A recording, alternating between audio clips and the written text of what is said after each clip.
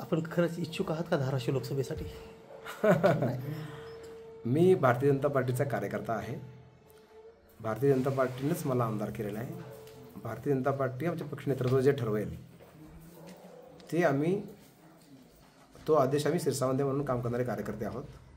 माझ्या इच्छेला इथं काही अर्थ नसतो किंवा इच्छेची असण्याचा काही प्रश्न नाही. आम्ही जे पक्ष सांगाल ते आम्ही ऐकणाऱ्यापैकी आहोत. राहिला विषय माझं नाव यायचा तर नाव मला तर आठवत नाही. मला तर काय ऐकण्यात आलं नाही नाव आलेलं. तुम्ही सांगताय नाव आलेलं म्हणून.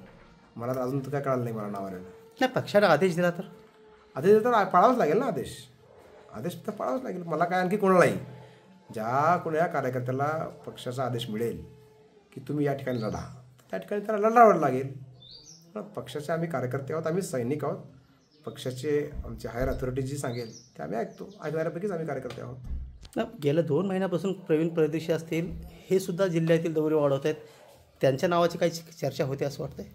नाही, प्रवीण परदेशी साहेब असतील, मान्य राणा जगजितसिंगजी असतील, मान्य राजा राऊत असतील, मान्य बसवराजजी पाटील आता आलेले ते असतील, अनेकाच्या नावाची चर्चा होते.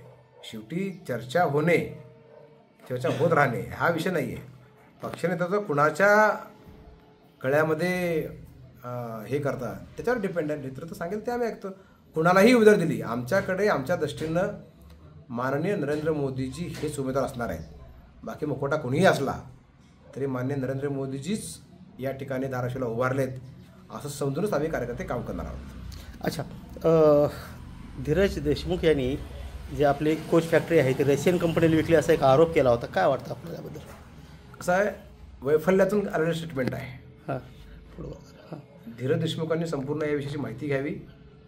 आपण RVNL आणि आमची एक JV आहे, त्या JVच्या माध्यमातून ते काम होणार आहे. आता ग्लोबलायझेशन झालेलं आहे, त्यामुळे बाहेरच्या कंपन्या या ठिकाणी उतरतात. आपण त्यांना विकलं का? आपण त्यांना काम करण्यासाठी दिलेलं आहे. RVNLने काम दिलेलं आहे. ओपन टेंडर होतं, त्यात ते उतरलेत, त्यांना ते मिळालेलं आहे. त्यांचं काम संपलं ते निघून जातील. त्यामुळे विकलं म्हणणं काय म्हणणं हे विकाविकीचे प्रकार त्यांच्या काळात झालेले आहेत. स्कॅम वगैरे त्यांच्या काळात झालेलं आहे काँग्रेसच्या काळामध्ये.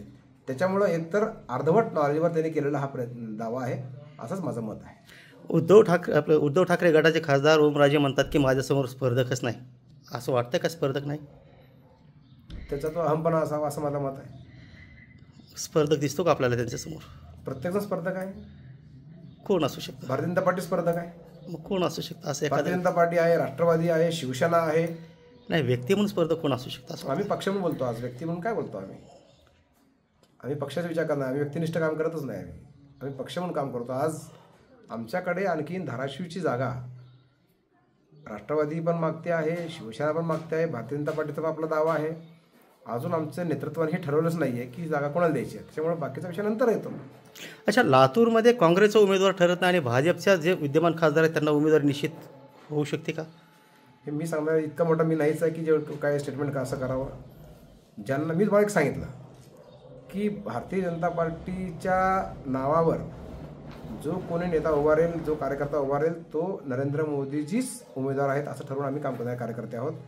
ज्या कुणाला तिकीट मिळेल, विद्यमान खासदाराला मिळू शकेल किंवा नवीन चेहरा येऊ शकेल किंवा आणखीन काय होऊ शकतं. अजून काय, माननीय अजितदादा असतील, माननीय CM साहेब असतील, माननीय देवेंद्रजी असतील, हे तिघांनी की ठरवलंच नाही आहे जागा कुठली कोणाला येते. अजून ह्या वाटाघाटी झाल्यानंतर मग पुढच्या गोष्टी आहेत. पण माझ्या माहितीप्रमाणे जी जागा लातूरची आहे ती भाजपाचीच असणार आहे आणि ती जे उमेदवार आहेत ते राहतील किंवा अन्य कुठले राहतील. काय आपल्याला जे कोणी उमेदवार देईल पक्ष तो आम्ही त्याने उमेदवार असणार आहे.